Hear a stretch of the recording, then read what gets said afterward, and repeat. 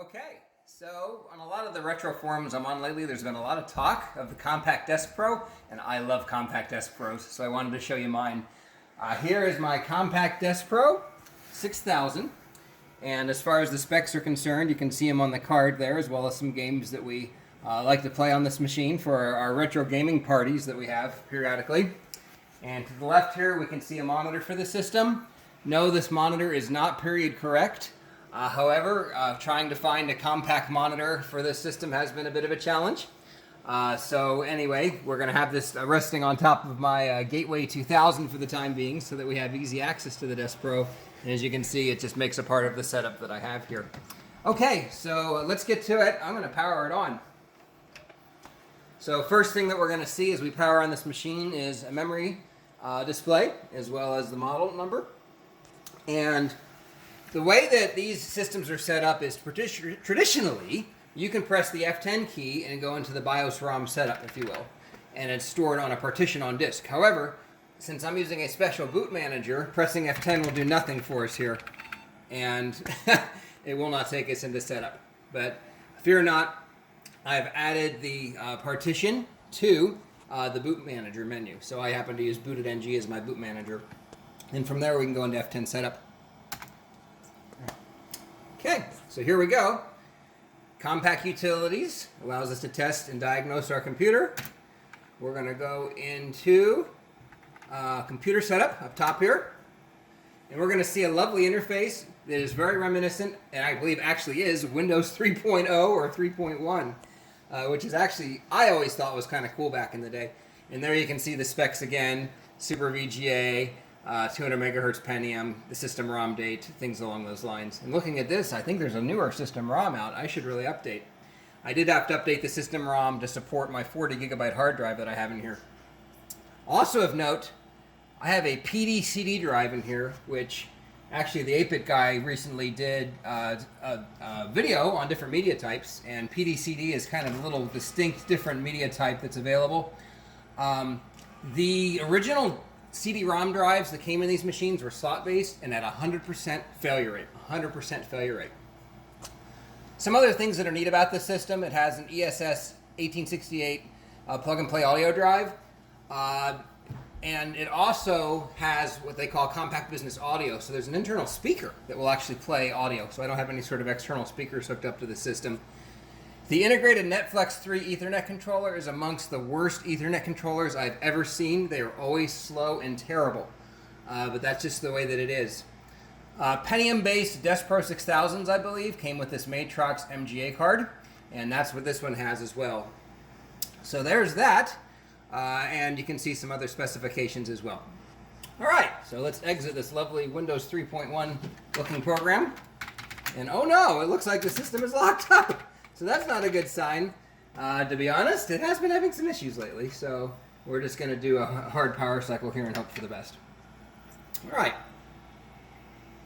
So while we wait for that, something else that I found, which has been something shown to me by vintage Compaq enthusiast, is the ability to find soft packs and software for these particular lines of machines, and we'll make sure we have a link to this.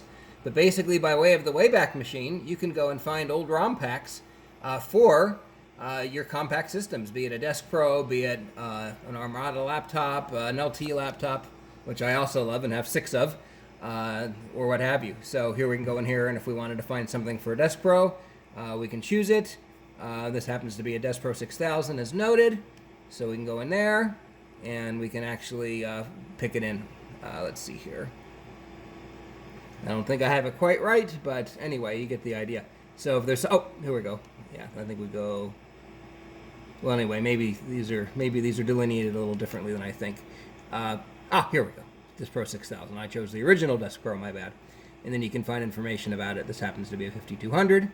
And if we go in here, we can see things such as the F10 setup program, amongst other things which folks may be looking for. It's loading. And here you go, all of your soft packs, which you can then download accordingly by doing a little bit of link magic, which Vintage Compaq Enthusiast covers back in this post that we saw here a few posts back. So that's kind of fun. All right, we're back in the setup and diagnostics again. I guess that's a good sign. I'm going to go ahead and exit it, and we'll boot this up. into Windows 3.1 so you can experience the full glory of that Compaq Business Audio. And something we'll show you a little bit later as well is there's actually a volume control knob on the back of the system. So if you want to crank up the audio, you're going to be reaching around to the back to crank up the audio. But that's just the way it is. Something else you'll notice is I do have a game controller hooked up, but being a business class machine, this system does not have a built-in game card, so I've actually had to add an add-in card to have game controller support. So we'll go ahead and boot into DOS. Just a generic CD-ROM driver. I'm not using the official Compaq one. And we can boot into Windows 3.1.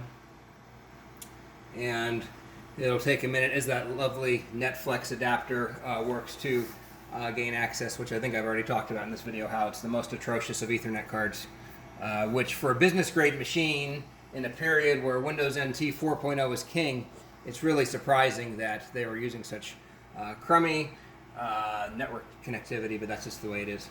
Okay, so there you can see now we're in Windows 3.1. If we wanted to play a game like Chip's Challenge or something else, we can certainly launch that and play it. And if we want to crank up the audio, we can reach around there and turn it up to the level of distortion. So, but once again, this was a business class PC. So, okay, that's what we've got for the external components. Now I wanted to show you a little bit about the internal components of the machine. So, we're going to power it down, and I'm going to very carefully take the keyboard and mouse and disconnect them here, and also power video, game, and that lovely Netflix. And we're going to crank this puppy open and have a look. So I'm just going to slide that off to the side. To open the Deskpro, typically you have a screw here in the back. Mine happens to be missing. Then on each side you have one of these little clips here. Push it in, pop it up, and there you go. Now the Deskpro is actually very modular. There's a couple of things I want to point out as we go through this. One, this particular machine does have a coin cell battery on the motherboard, but you can add an external battery pack. I just happened to add this one here, which does the trick. 4.5 volts. I probably should put some rechargeable cells in there. Luckily nothing has exploded yet. So there's that. And what's actually really cool is these machines were designed in such a way to be very easily serviceable. So just like that, and I've pulled out the riser expansion cards and all of your other cards. As noted, we have a Matrox PCI card that was standard, I believe, with the Pentium Deskpro 6000s. And here's our lovely Compaq Business Audio ESS 1868 card. And there's also my game controller card, which I added in there. So we have a couple of ISA slots, a couple of PCI slots, and I think this side is all PCI slots. And that's the riser card. So that's really cool that it's so modular and easy to take apart. And then from there we can just disconnect the CD-ROM audio cable, and there's that lovely distorted speaker you heard earlier, which also connects directly to the card. So it was all sort of scoped and spec'd towards that. And then what's really nice is, if you want to pull the motherboard out, I think that it pretty much just slides out as well. So we can disconnect power, and it slides right out. So once again, they designed these with modularity in mind, and with the ability to actually get in and really service these things quickly, and have these, I guess, line replaceable units. There you can see that lovely coin cell battery, which has died forever and a time ago.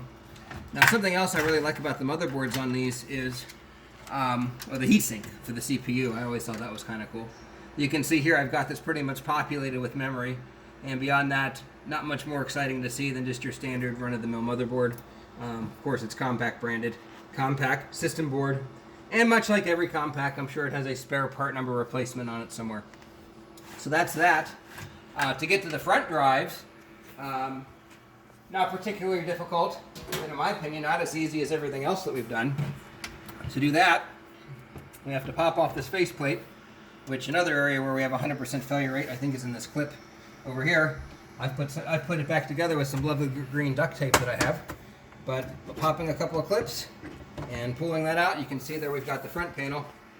And wasn't that so thoughtful of Compaq to give us extra screws so that if we want to put in additional devices, we can. What was not thoughtful of Compaq is every stupid screw in this machine almost is Torx. They were big Torx people. I want to say T14. So in order to get anything apart, I've got to go get my Torx driver, or I could use a flat screw. flathead screw to get it apart, but that's what that looks like. So we've got our floppy drive, our optical, and then a hard drive down here. And that's pretty much the story. So there it is, Compaq Deskpro 6000. Thanks for watching. Hopefully I didn't bore you too much. Appreciate you joining me for this little tour and walkthrough.